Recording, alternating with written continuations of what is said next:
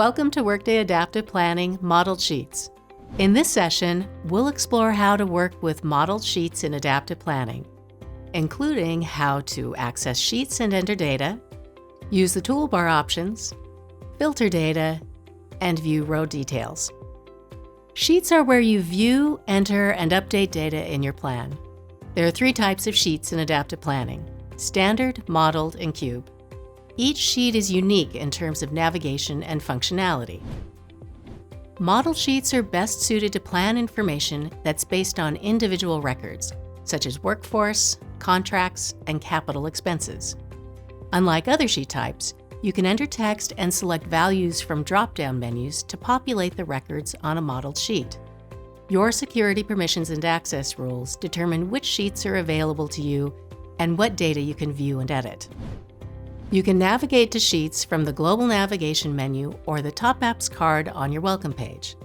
This takes you to the Sheets Overview page, which lists the sheets you can access for the selected version and level. If a particular sheet isn't listed, change the selected level and version intersection using the menus on the top right. You can also use the search field to find specific sheets. In modeled sheets, you enter data by row. The columns represent specific fields related to the planned data.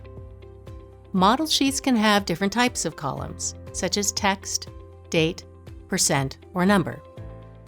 For example, a personnel sheet might have columns for name, date of hire, salary, and bonus percent.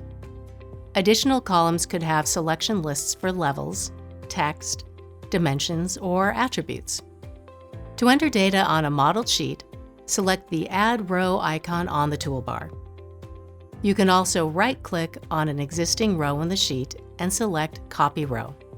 It's important to complete all required columns on a modeled sheet. Once complete, select the Save icon. Your administrator can create data validation rules to help you enter data correctly.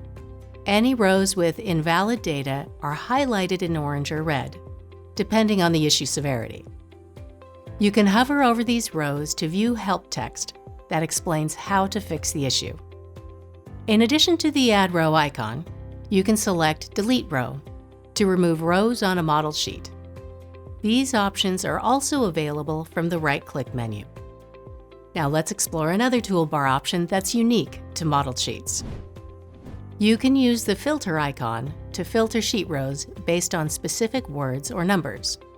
The keyword filter searches for matches across all records, even if your sheet limits the number of viewable records, as indicated at the bottom of the sheet. It's important to know that a keyword filter only finds matches within the parameters of your display options filter. You'll know if it has an applied filter because the icon will be shaded in dark blue.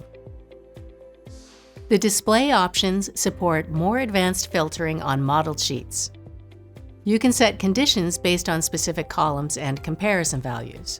For example, level contains marketing and pay rate is greater than 100,000. Now, if you use the keyword filter, it searches for matches only within the rows that meet these conditions. Modeled sheets don't display accounts, but you can view accounts by right-clicking on a row and selecting row details. The row details open in a separate window, where you can view all modeled calculated accounts across all time periods for the selected version. For example, if an employee hire date is January 1st, 2026, the account calculations are designed so that expenses don't begin until the employee hire month of January 2026. In this session, we've reviewed how to enter data on modeled sheets, as well as how to filter data and view row details. Thank you for taking the time to learn with Workday.